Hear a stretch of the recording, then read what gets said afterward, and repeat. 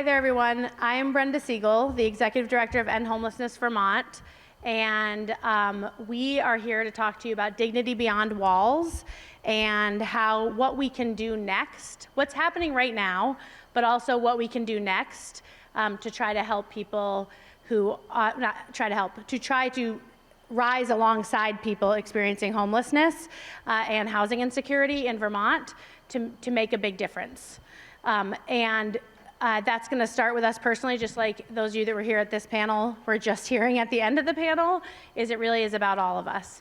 But we want to start today by having a moment of silence because there have been so many deaths outside recently, and like in our own clients, there was 6.1% of our high needs clients died in the last year outside, and we as a group really wanted to make sure that we start by acknowledging and recognizing and giving a moment for the people whose lives were taken by our state policies. So if we could just have a moment of silence.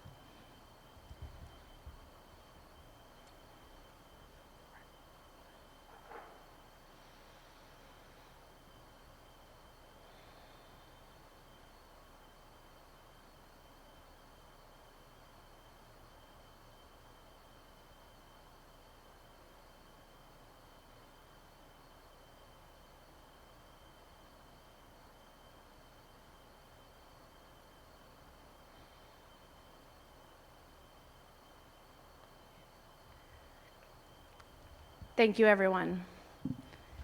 So I wanted to start by saying, as I alluded to, that we are all here and we're going to talk to you very technically about what's happening right now, about what threats are ahead of us and what's coming, and then we're going to have some time for questions at the end. We left a long chunk of time for questions at the end so that people could engage in a conversation with us.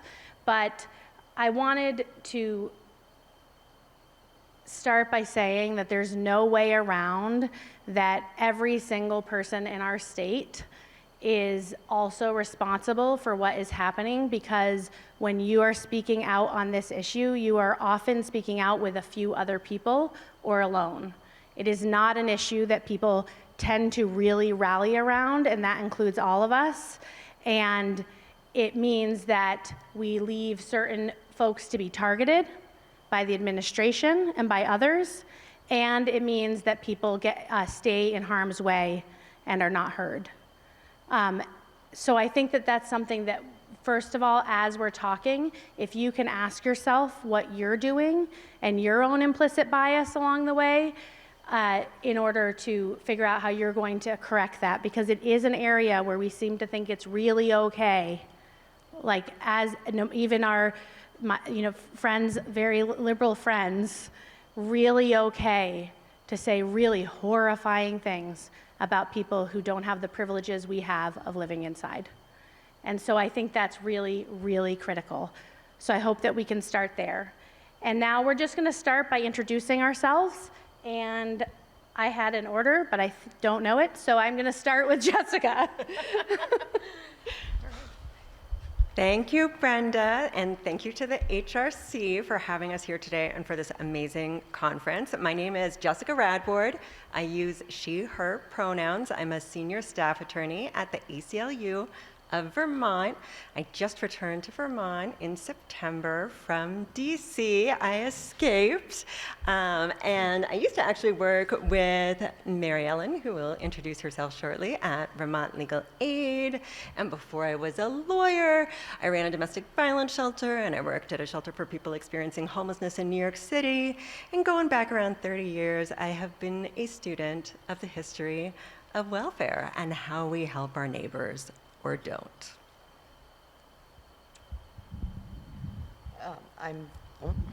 I'm Vanessa. I am from Broad Community Action, and I'm just honored to be here with all of you delightful people and making some changes.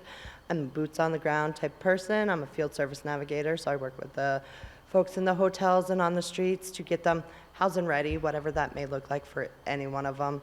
It may be trying to find shelter for the night. It may be helping filling out applications for long term. It may be finding a doctor. whatever it takes to get them on to the next step is what we do. And thankfully, my job allows me to really think out of the box and do a lot of things that maybe a caseworker wouldn't be able to do. So. Hi, everyone. My name is Mary Ellen Griffin. I'm a staff attorney at Vermont Legal Aid. I've been a staff attorney at Vermont Legal Aid for almost 25 years now, mostly doing housing work, always on the civil side, so all kinds of civil cases, eviction defense, class actions against state agencies. Most recently, I've been doing a lot more work on emergency housing and emergency housing appeals for people and working on issues related to that system. And my pronouns are she, her. I'm Brenda Siegel, and I use she, her pronouns. As I said, I'm the executive director of End Homelessness Vermont. End Homelessness Vermont is a lived experience-led organization that works primarily with people living with disabilities, but also we have a hotline where we answer people at the point of their emergency and help to navigate them to the system that might best work for them. Or if they have an immediate need with economic services, we're able to support them through that process. We also support people in fair hearings, whether or not they are our clients. I have been in front of the Human Services Board now 153 times since July 1st because of some systemic error that is happening at the moment on purpose. We also have a Department of Research and Advocacy, we have a research report that I was hoping was going to be out by now, but it is not. But we will get it to you when it is. And it is a multi-year study, and there's still 2 more phases, but the second phase report will be out soon. We'll talk more about what we do. It's a lot.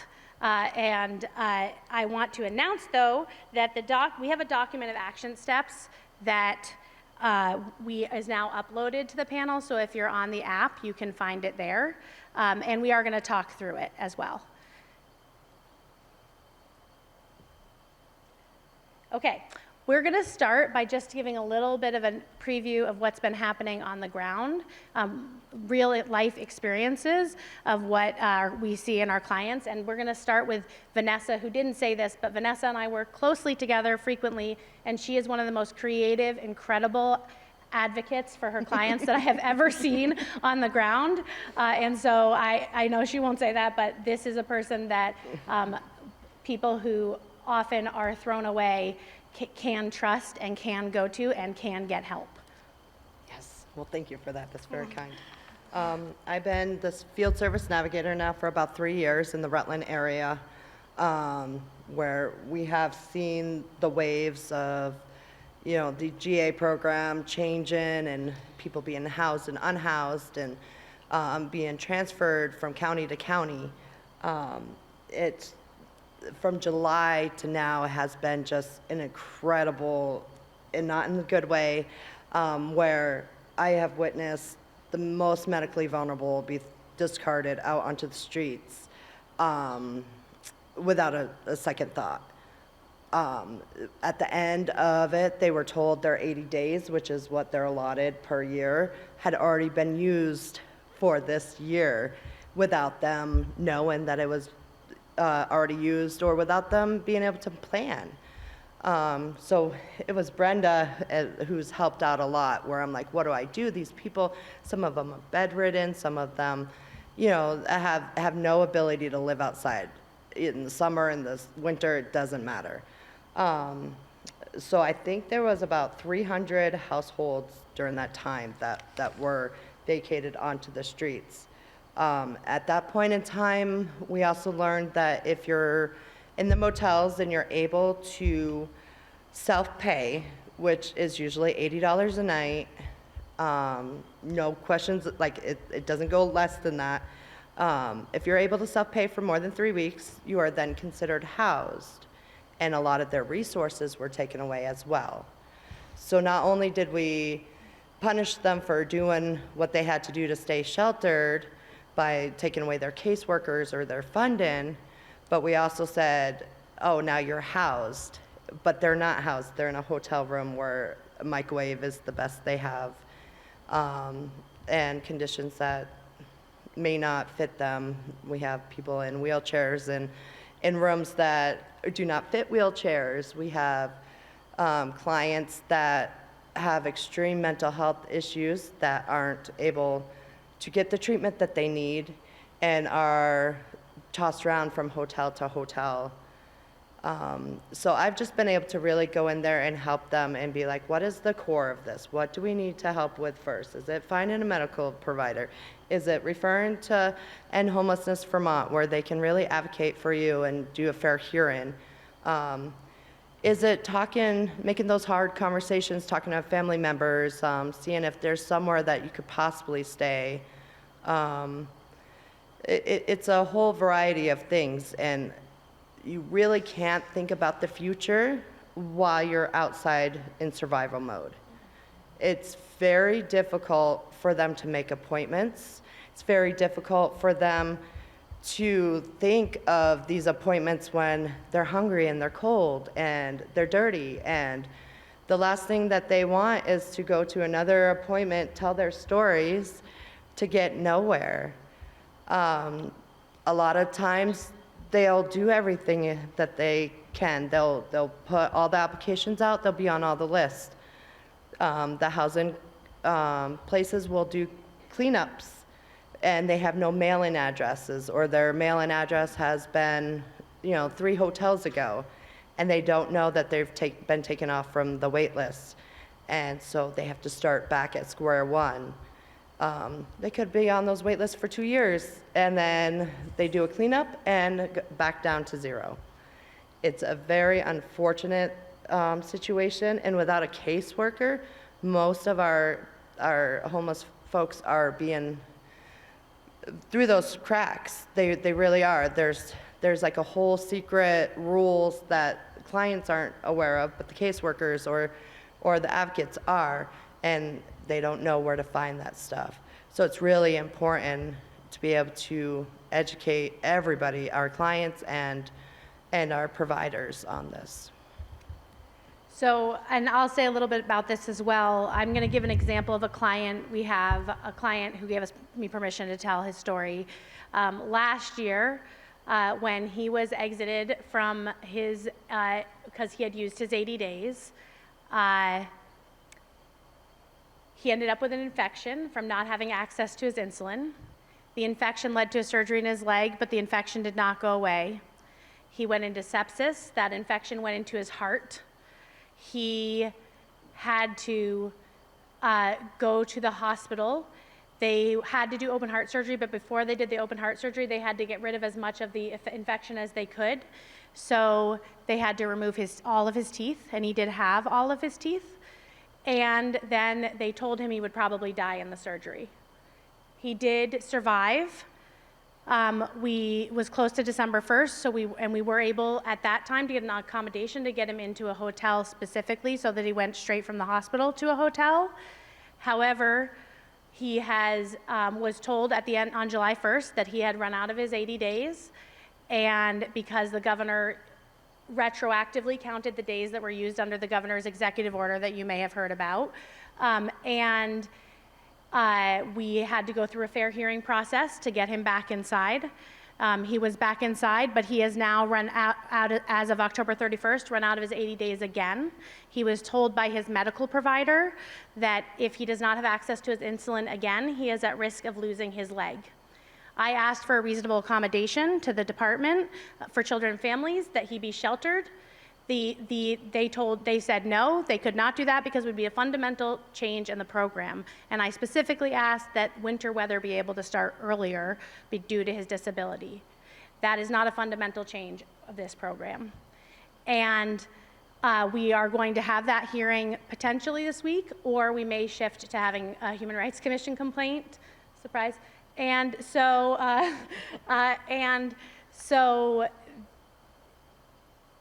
I'm sitting here thinking of how much we are failing this incredible person who does literally every single thing that we ask, and that does not what it takes to be incredible, by the way. And we also, at the same time, have a client who just delivered a baby, literally, just the other day. And she will run out of her 80 days on the 20th of November. And the department will not give her 10 more days so that her and her very newborn child will stay inside.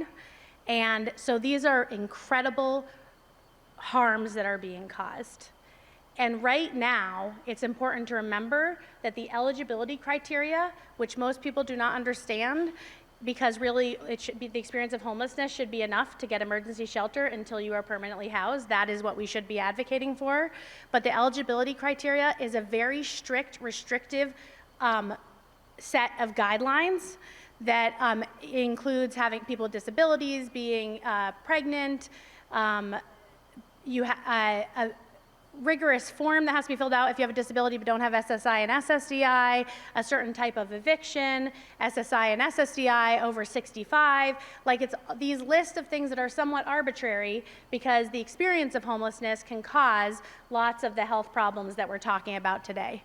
And so that's something that's really important. Also, you're going to hear in a moment Mary Ellen talk a little bit more about this, but there's also been, as I alluded to, this situation where we've had to go to a fair hearing for every single person who was under the governor's executive order to be able to access their 80 days in FY26 since July 1st. And at the same time, there is a lot of talk of kind of transitioning to a more forced institutionalization way of operating, and less, and even worse than it is right now. And right now, I have to tell you that we want to believe ourselves exceptional, but it is pretty freaking evil out there if you are watching what's actually happening on the ground. And it might not be on purpose, it might be caused by implicit bias, but some of it is certainly on purpose. And it is a stigma about people who find themselves in these situations. And the last thing I'll say is that I'm gonna just talk about my own experience, which is that I have been on a Section 8 voucher since my son was 4 or 5, I think. I wake up every day thinking that's probably gonna be taken away at some point here. I lived on EBT until just before, for those of you who know I ran for governor, just before I ran for governor, because I didn't want to be on benefits in that process, because I didn't want to be stigmatized, because I had so much poverty shame. I didn't have the money for food, however, and so I have lived these experiences every single day, and I am still living them today. And the only thing I have not experienced is living outside, and that's a big difference, and I still consider myself extremely privileged to have remained housed that whole time. Hi, everyone. Thank you both for that grounding. That was really, really important. So what I was just going to talk a little bit about is this July 1 issue that both Vanessa and Brenda referenced, which I think is a good example of how not only are we facing not enough resources, not enough housing, not enough vouchers, not enough subsidized housing for everyone who needs it, but also these arbitrary administrative and bureaucratic barriers that are put up that keep people homeless, that make it impossible or extremely difficult for people to even just like get their feet under them and get on wait lists and stay on wait lists, or get into emergency housing and stay in emergency housing and focus on where they're gonna go to live. So the issue that happened was that in the spring, people with extreme medical vulnerability and households with children got some extra days of housing, extra days of emergency housing in a motel through the governor's executive order. And then we're told at the end of June that, oh, you're gonna get kicked out of your emergency housing on July 1st, and you won't be eligible again until December. Legal Aid, along with Homelessness Vermont, brought several Human Services Board appeals, and in one of those, a case of mine, I represented a woman who has stage 5 kidney disease. She has a port, so she can have her dialysis 3 times a week. She uses a wheelchair, and she was living in a tent in the woods with her family. And the Human Services Board held that the Department of Children and Families had improperly exited her on July 1st. She hadn't used her 80 days. What the legislature funded were 80 days of emergency housing in fiscal year 2026, which began July 1st. So they had read it wrong, and really she was eligible and she could stay in that housing. She got housed. The department then said, that's only for her. We're not gonna count the 80 days the way the Human Services Board told us to do it for everybody else. So Vanessa mentioned there was 384 households who were exited on July 1st. 330 of those had to bring their own separate Human Services Board appeals.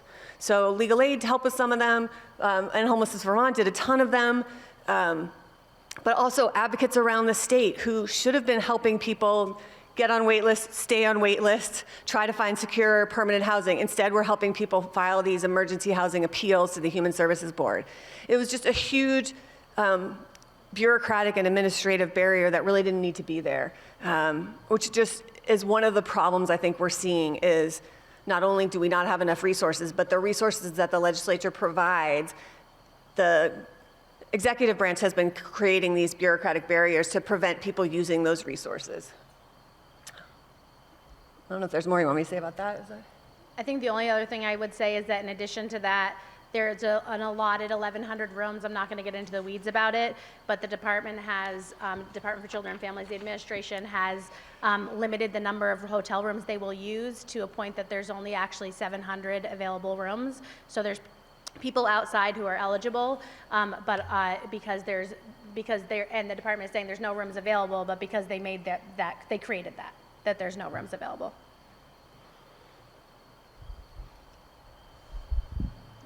Well, Brenda said the system is arbitrary. I will tag on, and you've got to agree, right, after hearing this?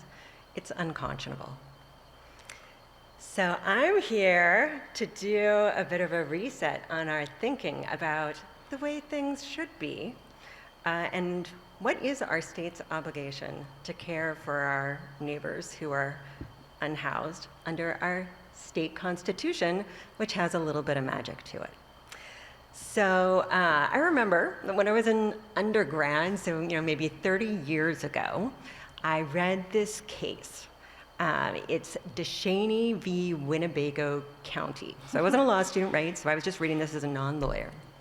And the case involved this little boy that the county welfare department knew was getting beaten up by his dad. They knew, and they did nothing. They did nothing until his dad beat him so badly that he ended up with a profound and permanent disability. And the case went all the way up to the Supreme Court. And the Supreme Court looked at the language of the 14th Amendment to our federal Constitution, which says, no state shall deprive any person of life, liberty, or property without due process of law. And looking at that language, they said that clause is phrased as a limit on what a state can do, not as a guarantee of a minimal level of protection. So poor little Joshua, that little boy, the court held that he didn't have any right to sue. And that just struck me as profoundly wrong. Now, I mentioned before when we were doing our introductions that I used to work at a shelter in New York City for people experiencing homelessness, and I ran a domestic violence shelter. And something that existed in New York was we didn't have to, don't get me wrong, that homeless shelter in New York City, it was not a pleasant place to stay, but you didn't have to worry about anyone running out of time or getting kicked out for bad behavior, because in New York State, under their state constitution, there's a recognized right to shelter that only came about after many, many years of litigation that keeps on going on to this day. But what about Vermont? What does our Constitution say? Well, our Supreme Court here in Vermont has said many times in many cases, including if you were here earlier in the conference when people were talking about right to marry, in the Baker v. State case that got us going down that path, that our state constitution offers a lot more protections than the federal constitution does. So if we look at how our state constitution describes the relationship between the state and people's life, liberty, and property, kind of like that 14th Amendment, that negative right, our Constitution in Chapter 1, Article 9 says, every member of society hath a right to be protected in the enjoyment of life, liberty, and property. And in Article 7 of our Constitution, it says, the government is, or ought to be, instituted for the common benefit, protection, and security of the people. And ought, our Supreme Court has said, means the same thing as shall. And so do you see the difference there, right? Our state constitution isn't just about the government backing off and letting you do you. It's about protecting Vermonters. And it makes sense that our Constitution is so different. Articles 7 and 9, those ones that I just read off to you, they've been around since Vermont became an independent republic, its own little nation state back in 1777. And why did we become our own little nation state? There was a big beef between the New Hampshire grants, that's what we were, and New York, with New York thinking that they had the right to own the New Hampshire grants, and so they had petitioned to the king, and King George said, sure, New York, you can have that place where these people have already settled and been farming, et cetera, right? And the New Hampshire grantors, right, they were incensed about this, and so you had the Green Mountain Boys and Ethan Allen and many fights, but they didn't just fight. They didn't just fight with the Yorkers and tie them up to flag posts and laugh at them. They also petitioned their king. They petitioned to King George, their sovereign, and said, you owe us a duty of protection. You need to come help us out. He didn't do it, and so they said, we don't owe our sovereign anything if he's not going to protect us, if he's not going to fulfill that duty of care, and so they set out and became their own people, right? And when you look at some of the early history books for Vermont, people talk about the founders as sort of egalitarians almost. They didn't think that there should be a state of human existence below which anyone should fall, that no one should fall below a certain level. They also didn't think that anyone should rise too high. But the emphasis on social equivalence, that belief that no one should fall too low, right, that is fundamental to how Vermont was founded. That social equivalence is right in our Constitution, in the text, along with the right to protection. So I could blather on about poor laws and all the changes that I have, but I'm not going to do that. What I'm going to say, though, is if when you hear those words in the Constitution, that there's a right to protection, that we're supposed to get common benefits, how does this arbitrary system meet those constitutional requirements? It doesn't. So I'm going to leave you with the words of Ethan Allen from June of 1772. No person or community of persons can be supposed to be under any particular compact or law, except it presupposeth that law will protect such person or community of persons. The law of self-preservation, being natural as well as eternal, can never be abrogated by the law of men. If this law doesn't work with our basic, not just our human right to housing, but our constitutional right to be protected by our government, then it just can't fly.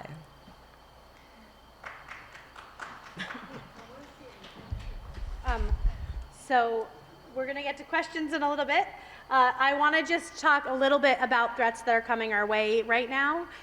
We're entering a season where I will tell you that the Vermont legislature will be saying there's not a lot we can do because we're losing funding from the federal government. We're getting attacked too, and that's true. That is happening. And any person in poverty knows that when you are in poverty, you have to meet basic needs somehow, and so that's how you budget. And that is how we need to budget in this state, and that's the advocacy that we need. A threat that is coming our way is that the Trump administration has announced that they plan to move most of the funding for homelessness services into incarceration and treatment first options that he says are what works, which are not what works. And we already know that. There's literally no data. All the data says the opposite of that, right?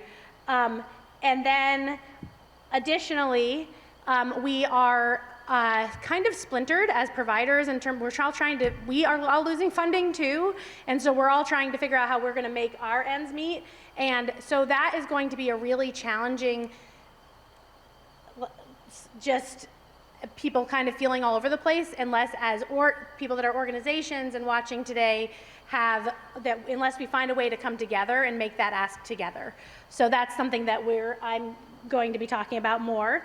And then our own governor has put out a safety plan that includes really sort of telling shelters to call police, when there's challenges, that is much more focused on that forced incarceration or forced institutionalization piece. And at the same time, in July and June, in the HOP funding, case management in the hotels, hotel case management, and street outreach were defunded in some areas and severely cut in others. And so there's all this complaint that people aren't getting the services they need, but the governor has cut the funding for the services that they need. And so that is a self-fulfilling prophecy that he created. And so we are gonna need all of us to stand up for those things. And then the other threat we have is that as a society, we have become, in Vermont, in exceptional Vermont, which we should stop saying about ourselves, we have become, no matter where we are on any kind of political spectrum, we have become rather unkind, and that is putting it nicely, to people experiencing homelessness and low-income housing and housing insecurity and poverty. We really think that it's okay. We have made decisions about what's going on in their lives that are just not true, and that those of us who work with people experiencing homelessness know are not true. We have made decisions for people without actually listening to them and what they need. And so that is a threat that is coming from within us, not from our government, not from our federal government, not from our state government, not from agencies, from within us.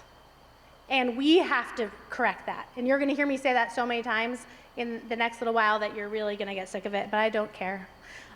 So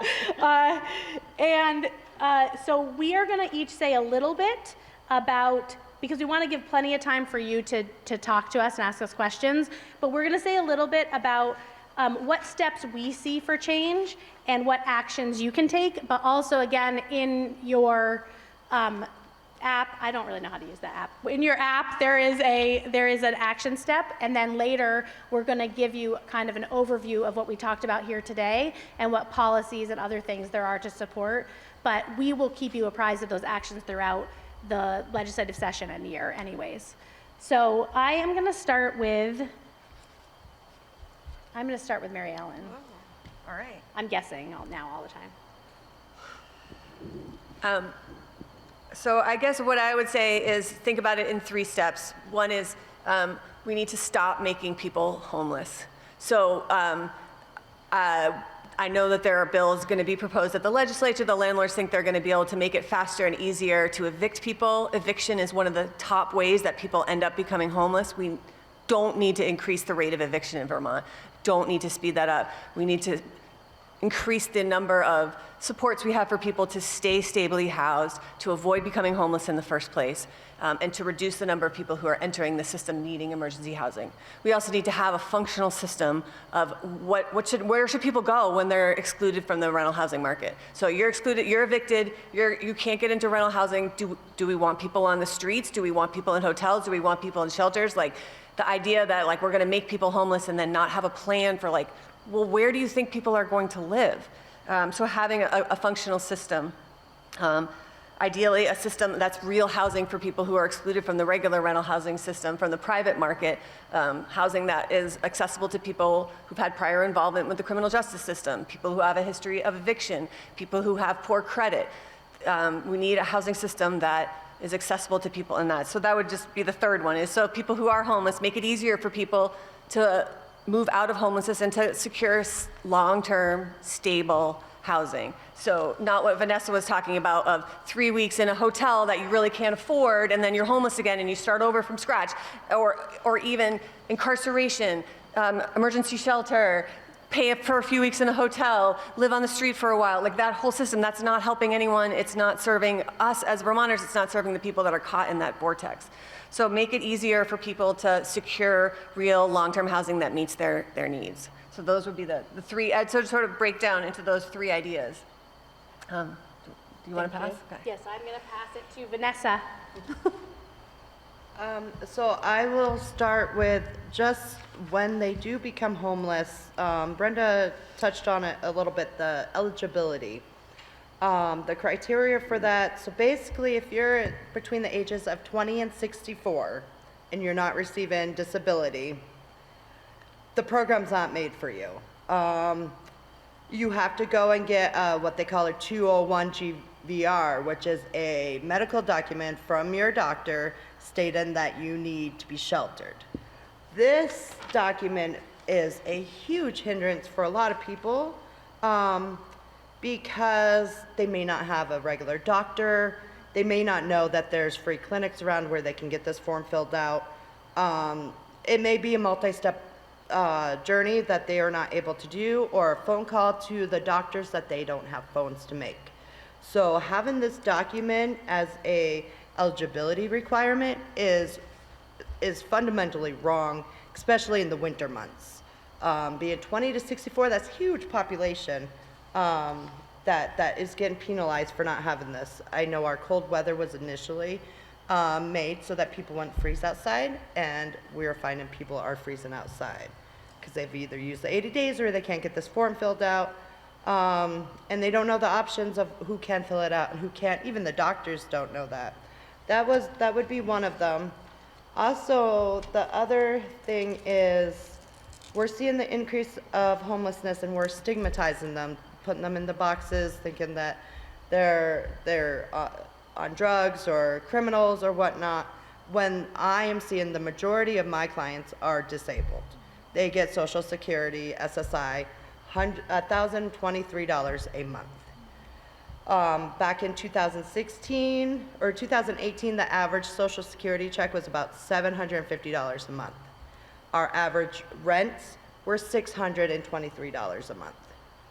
It would be tight, but still possible to get a rental on disability. Nowadays, that same unit that was going for the $623 is going for $1,400. Their Social Security checks are $1,023. There is no way that they can rent from a private person. We're seeing a lot more, especially in the Rutland area, of these boarding houses where they're renting out bedrooms for $800 a month. And we're putting a lot of our people in there because it's a roof over their head. But it's not a solution to this. And if that doesn't include everything, their whole checks go to renting out one room and sharing a bathroom with 7 other people. So that's a rent controls, or a different way of having rentals. A 1 to 3 year wait list is not acceptable. These people need housing that's affordable, and we have very limited. Our Section 8 vouchers right now are not being handed out, and probably for the next 3 years they will not be. A state-funded Section 8 program could eliminate a lot of this and save a lot of money versus paying the $80 a night in the hotels per person.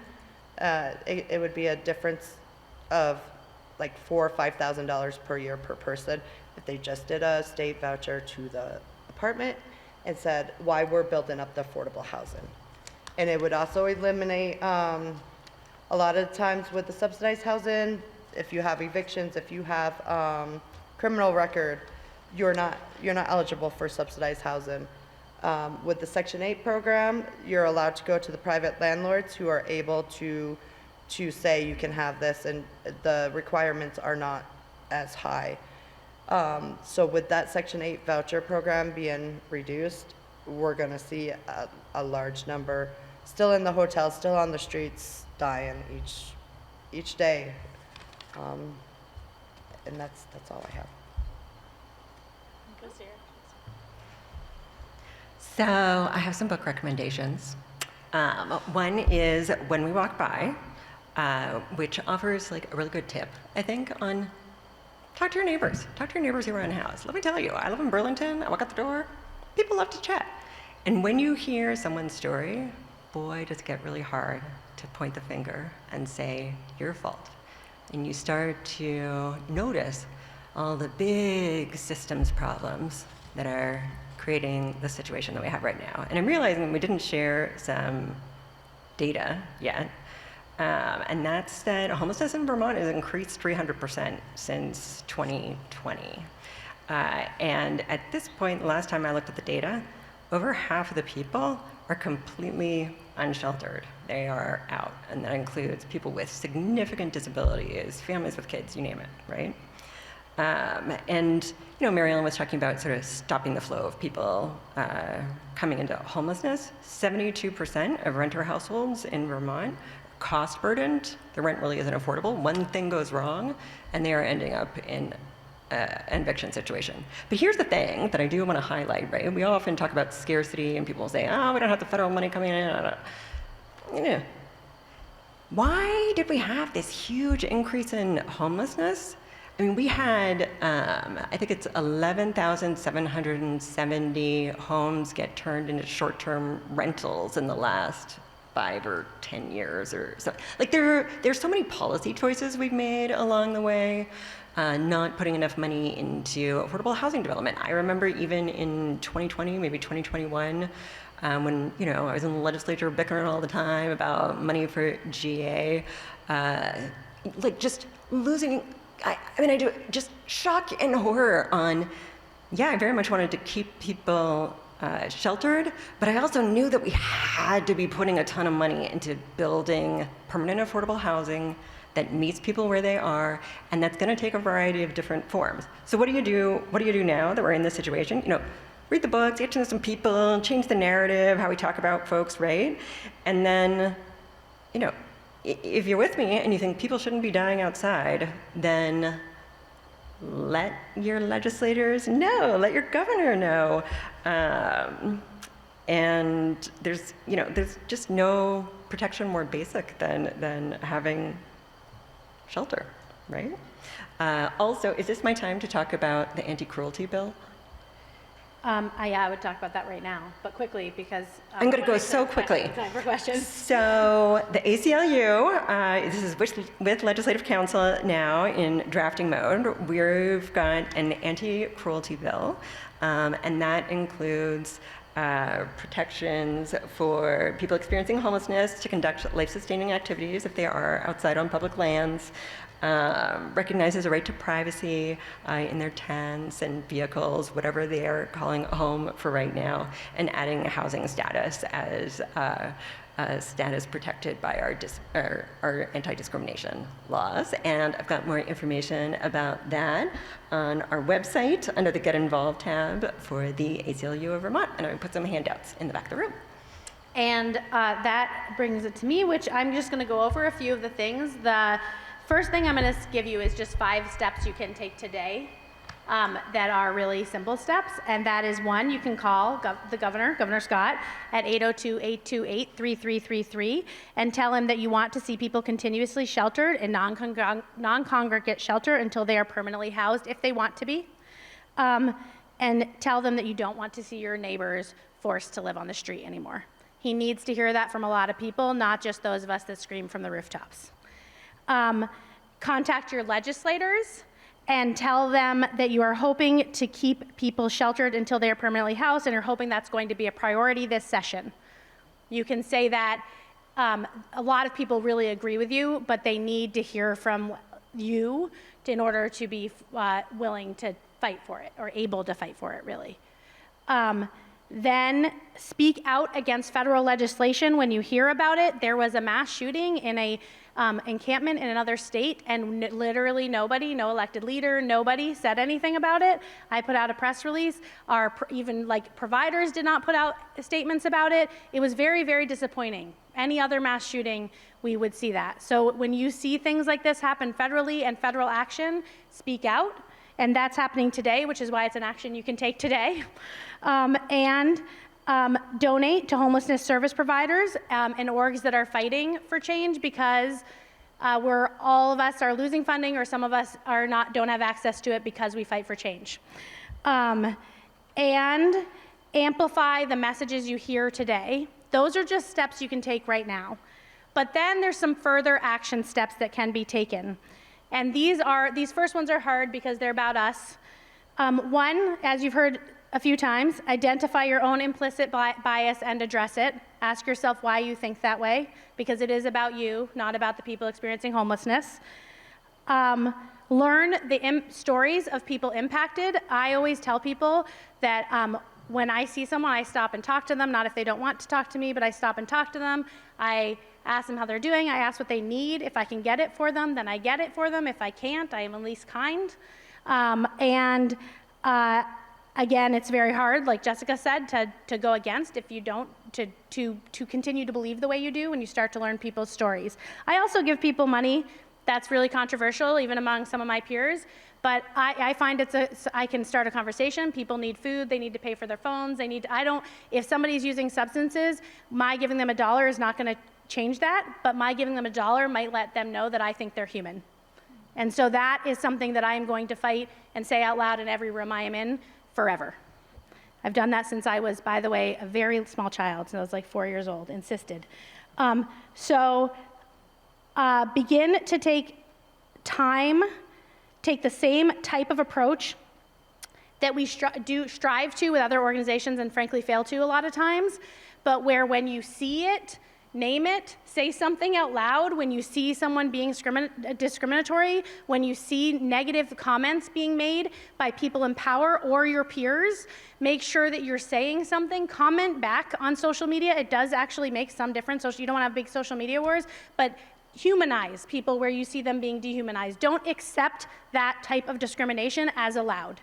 Don't accept that type of discrimination as allowed, because I can tell you right now, we 100% are doing that. And we need to stop. I had some fear because I get attacked pretty brutally by people with power for fighting back. Our organization does not have access to state money for this reason. Our organization, I personally have been attacked, and so I had kind of stopped commenting because I was finding it very hard to deal with personally.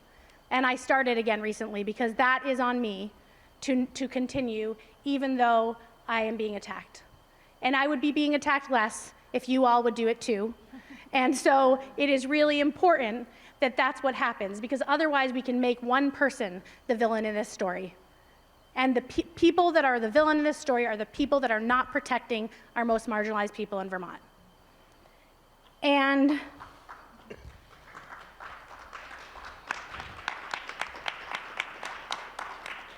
thank you.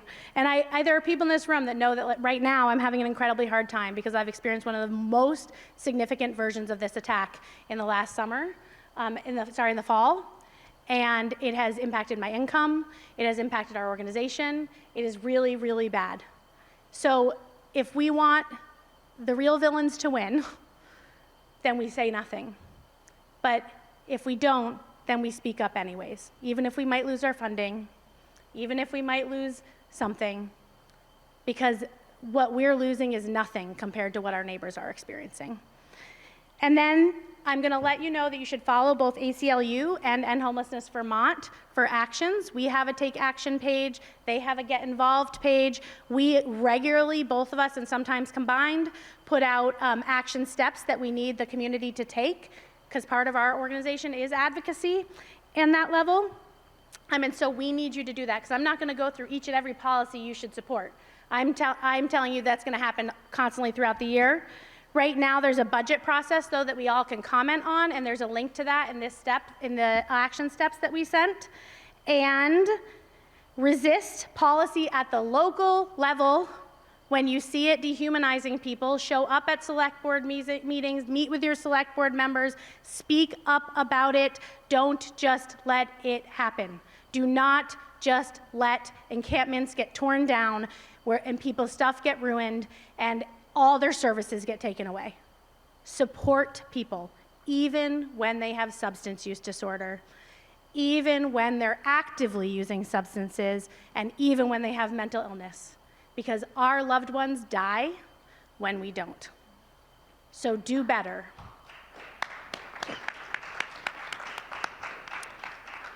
And now, on that cheerful note, the rest of it you can see on the list, I'm going to ask for some questions, because we've kind of eaten into some of our question time, and I want to make sure, but there's one that came online that I could not, 100, do you have it? Yeah. She's going to say it because I couldn't see it.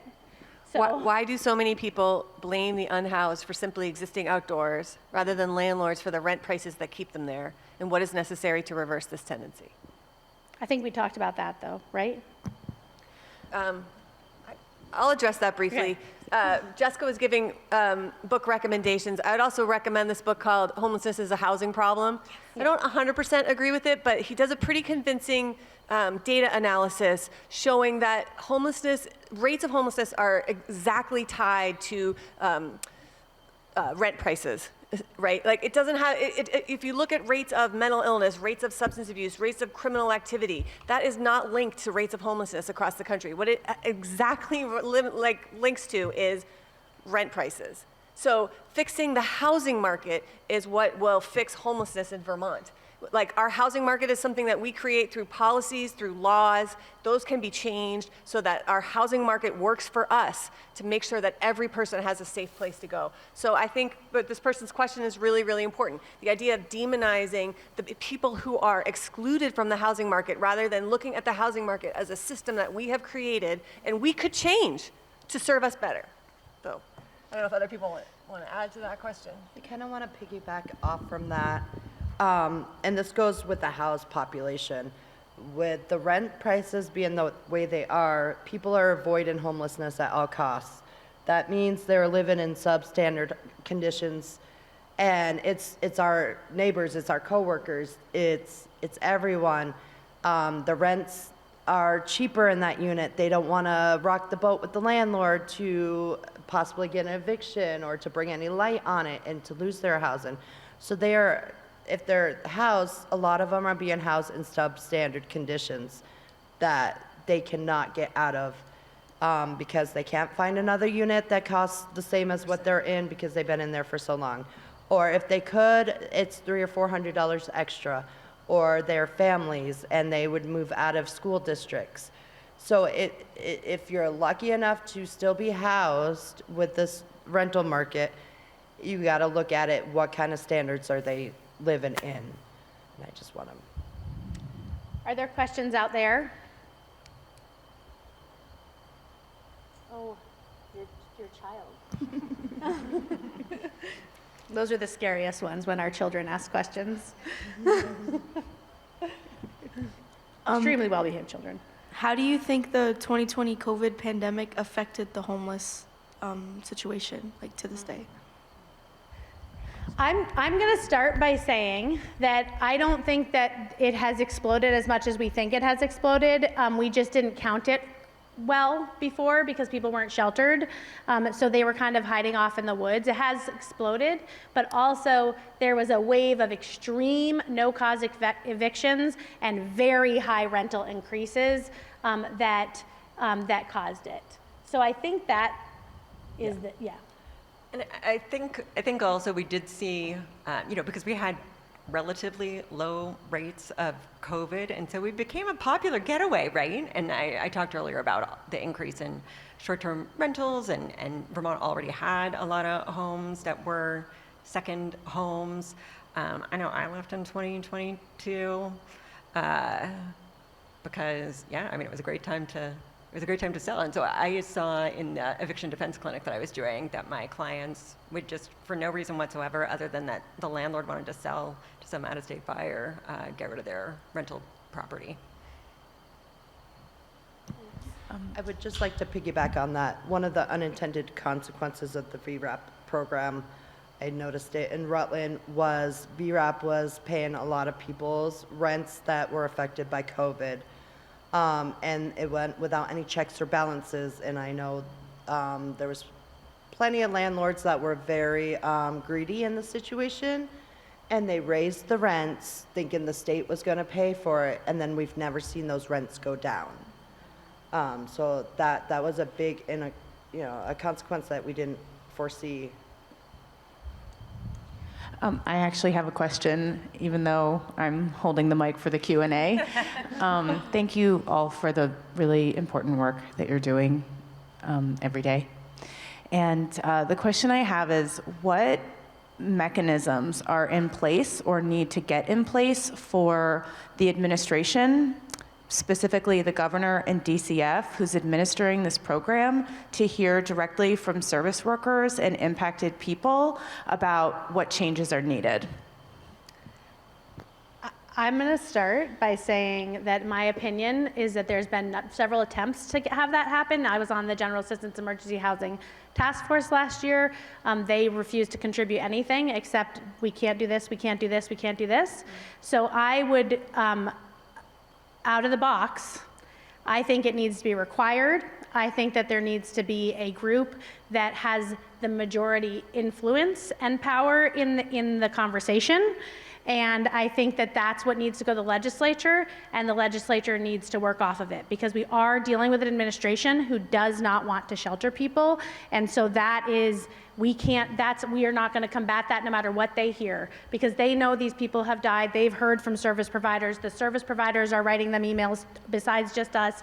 Like, there's lots of folks saying, like, this is not okay, what's happening is not okay. But everybody, our entire funding system is weaved in. So service providers are afraid to speak up too much, because then they might lose their funding. That's not much different than what's happening federally, and I think it's a serious problem here in Vermont.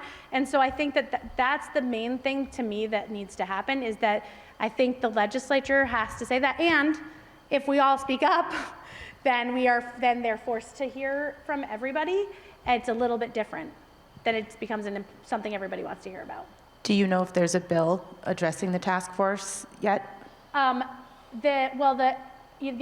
one we had before.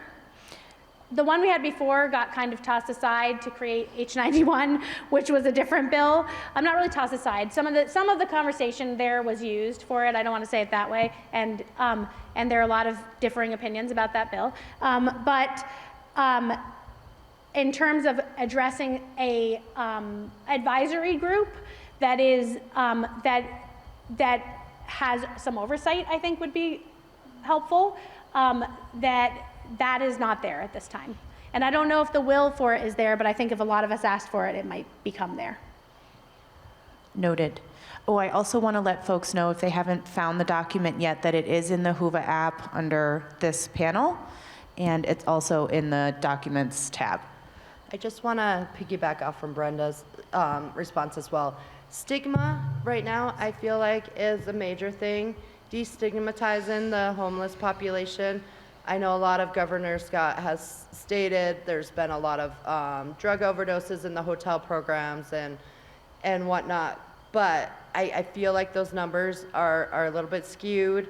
I feel that it's not the hotel program causing those numbers, it is just the general population. And if we demonize all of our homeless folks, then we're really not getting to the root of the problem. We don't need to demonize them to feel compassionate. And most of my clients, I will say, are disabled. They are on a fixed income and cannot afford the rent rates. There's a large number of children, families with children. If you look at 3-4 bedroom apartments, nobody can afford those. I mean, $2,000 a month for a 3-bedroom is just through the roof. And that's just the normal ones. I've seen them go as far as $6,000 for a 3-bedroom apartment. And when you have 3 or 4 in your town of rentals available to you, they're not. So I think destigmatizing and really understanding the population that is homeless and really advocating for them is going to change a lot. You mentioned no cause and no fault evictions. Is there action happening in the legislature or things that folks can be advocating for around that? So several times Just Cause has come before the legislature and hasn't moved. That's a critical and important thing that needs to happen is just cause eviction law, which would mean you could only evict for cause. We also have to stop saying that we can evict more rapidly, which is something that we happen to know is coming from a group of landlords this year. So that's another threat that's coming. So we have to make sure our legislators know right away that we wouldn't really stand for a bill like that. So to answer your question, those kind of things have gone in the wrong direction. We're going in the wrong direction. We're kind of leaning more towards, honestly, the federal policies right now, and we need to lean away, and we need our legislators to know we need to lean away. We have a question in the Whova app. Which legislators are sponsoring the anti-cruelty bill? I It's just at Legislative Council right now. Jubilee McGill is leading that for us. So Great. more to come. Don't forget to sign up on the ACLU's website to get our action alerts, and you will get all the news that's fit to print. Thank you for this panel. I have just a quick anecdote which leads into a question. I live a couple blocks away from a homeless service provider in Burlington and often go past it. And a couple of weeks ago went past and there was a 7 Days reporter camped out in the back in the woods filming people going in and out. And if you're looking to shame somebody, it was Ike Ben David. So my question is, what is the role of the press in what you're talking about with stigmatizing and demonizing people who are trying to survive? And what can readers of the press or subscribers to the press do about that? First of all, I'm going to say right now, and this, I have stood in front of reporters and made them very angry before, because nobody should be forced to tell their story or show their face on this experience unless they would like to. If they would like to tell their story, they should be allowed to tell their story. And we have to work with people about how to do that. If you see someone interfering with an encampment or a reporter, we want them to tell the stories. The right way to do that, if you're a reporter listening today, the right way to do that is to reach out to a provider or reach out to someone who you trust or who you think can find out who does want to tell their stories and get it done that way, or listen when somebody who, I know that there's people experiencing homelessness who reach out to reporters, and then the only way that they get heard is if like one of us goes and says, hey, we have this person that needs to listen to them. When they want to tell their story, listen to them. That's how you get it. But showing up, I can tell you just on a personal level that my poverty shame is extreme, very extreme. I have a very hard time with it. I have moved mountains to not have people know how deeply in poverty I have been at times in my life. And including right now, and I'm gonna say that here. And no one should be forced to say that out loud or to say that they're homeless out loud. That can prevent them from getting jobs. I mean, all kinds of things. And so what we can do as the rest of us, what we can do is we can stand in front of a reporter and say, this person doesn't seem like they want to tell their story. You have to be not afraid to do that. You can contact, when somebody says they want to tell their story, contact End Homelessness Vermont. We work with people to tell their stories. That's part of our work. So and we can help them tell their stories. Talk to the ACLU or the Human Rights Commission if somebody is having their privacy interrupted. I don't actually know if that's what the Human Rights Commission can do that, but I talk to them anyways. They'll tell you if they can. And so, and disability rights, if people are not able to move away from that. Because one of the things I don't like the most is camping out at people's, what's essentially their homes or their only way to get services. Yeah, I do feel the tension that the Human Rights Commission has in being able to take investigations into discrimination complaints, because we have not been able to pass homeless status as a legally protected category yet, although it has been introduced in the legislature several times. So I do think that we would be able to investigate a lot more actions that this community is facing and discrimination that they're facing if it was explicitly named as a legally protected category, which it is not. Can we go back to one of the... Go ahead. Okay. Got the mic. We have just a few more minutes, so Brenda we'll might take one or two disagree with questions. me, and I didn't fully cook on this yet, so you have to forgive me, right? When I start It happens all the time. But you know, one of the things that concerns me about the system that we have is how it fails to meet the needs of people with disabilities, including, but very much not limited to, people with co-occurring mental health disabilities and substance use disorder. By the way, substance use disorder is a protected category under Vermont anti-discrimination law. And when you look at the department's rule on accessibility, I mean, it just cites to the ADA. It doesn't even cite to the Vermont Public Accommodations Act. We could change this, right? And any person can actually petition for a rule to get changed and ask a state agency to start a rulemaking process. Similarly, the Agency of Human Services has policies around, it's their burden to make sure that people have housing, and a policy around how they're going to work with people with co-occurring mental health and substance use disorder. And people can petition to have a policy turned into a rule, and that starts the rulemaking. Maybe it wouldn't come to anything, just an idea. I wonder, and I'm posing the question to you because I don't really know how one would address this, but in Southern California, there is such a large population of unhoused people. There are kind of very basic needs that are being met. One would be portable showers. The other would be porta potties, places. If you're living out of your car, knowing where a porta potty is kind of really important. And I'm wondering, I know it's not a home, I know it's not any of that, but for people who are really out there, especially if you're living in your car, these things would make a difference. And organizations have been kind of addressing, at least I have family members that this is, part of what they do, is looking to organize their peripatetic places, peripatetic people that are involved, that are posted where this is where the shower's going to be, and communities that are generous with their porta potties.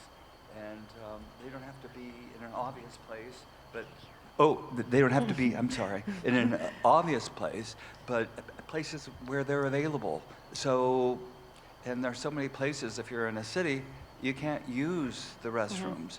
And it's so basic.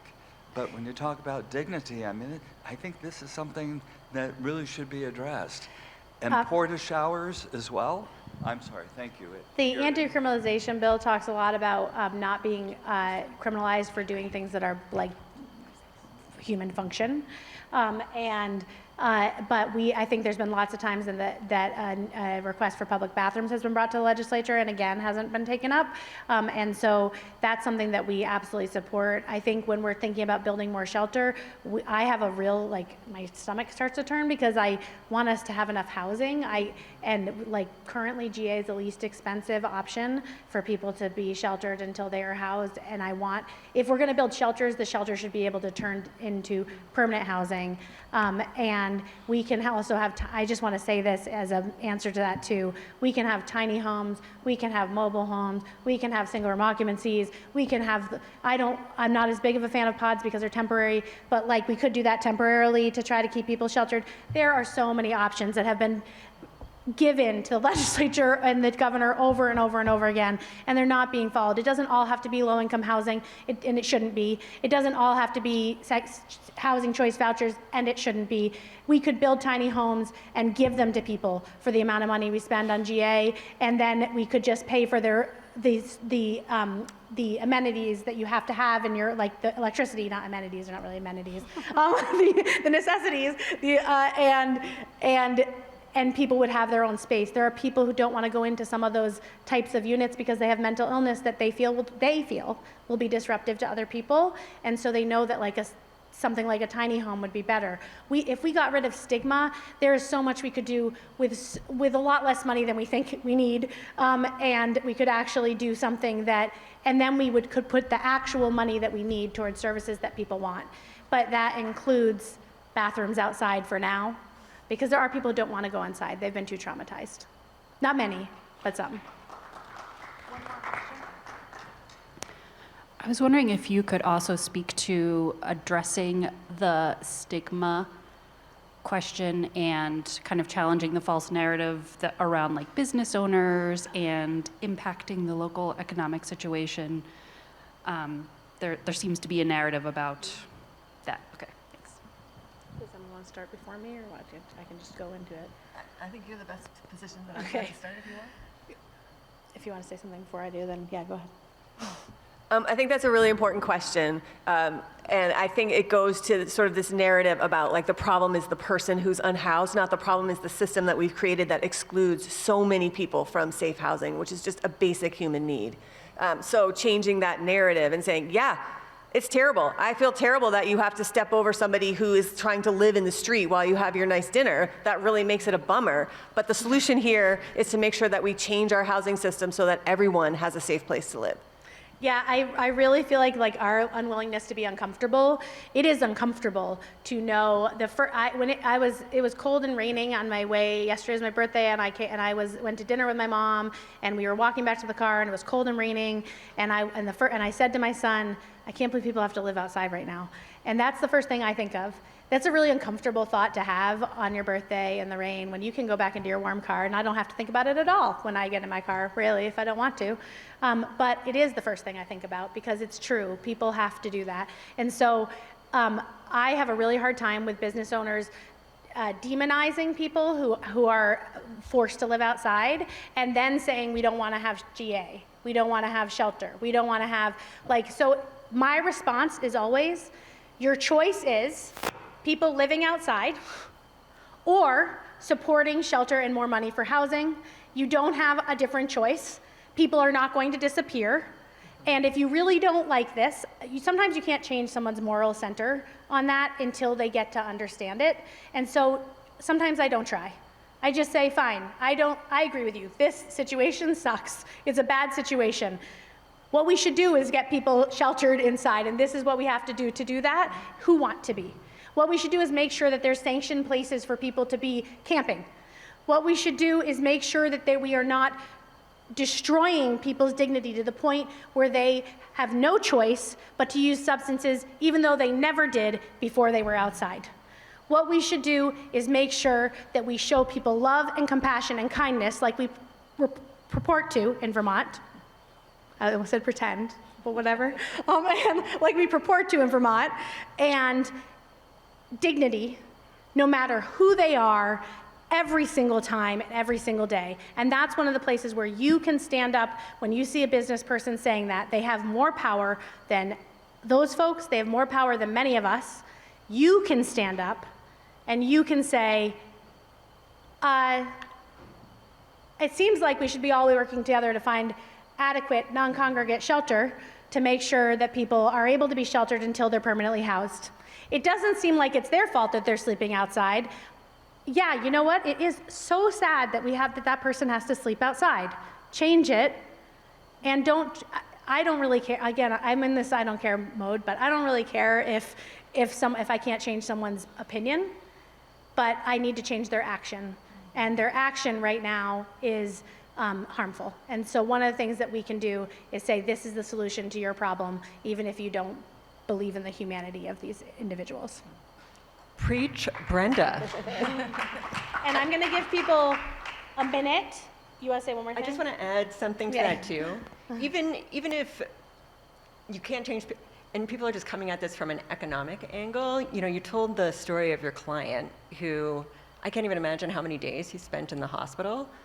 But if he had been housed, right, how much money did that hospital, even if you don't care about him, how much money did that hospital bill cost? And he could have been housed for 5 years or something, I would bet, easy, if not more. So even on the economics, again, moving away from that scarcity mindset of we're choosing to spend money in ways that are hurting our neighbors who are unhoused, hurting our communities, it just doesn't make sense. We can do better. I'm going to give each of us 1 minute to just wrap up. And I'm going to start with, can I start with you, Vanessa? Or should I wait? Okay. Wait, yeah, I'm going to wait. I'm going to start with Jessica. I'm going to let her wrap up from where she just left off. Please do. In case you didn't hear me say it before, sign up to join the ACLU of Vermont's action team under the Get Involved tab of our website.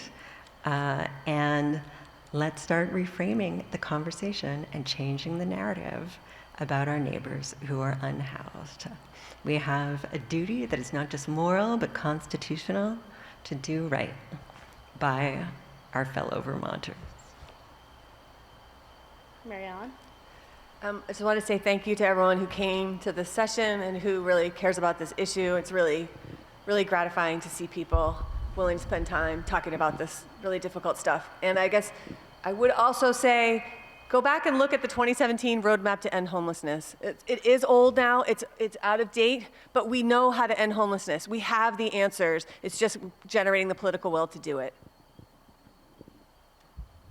So I just want to say thank you for having me. This has been a delight to be around all of you folks that are out there wanting to make a change, seeing people as people, and really taking that back to your communities. We need definitely more people just like you guys, and just thank you.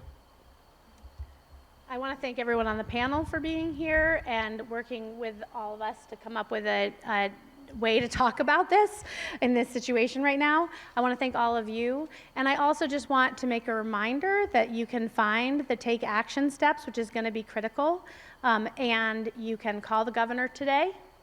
You can email your legislator today. You can speak out today against what's happening federally. You can change your own narrative and comment on when you see negative stuff. And you can donate to any of the orgs you see up here, and you can donate to any service provider org who, again, all are losing their funding during this, what's happening federally and in our state. It's not just federally for this issue. Thank you all. Thank you so much, Brenda.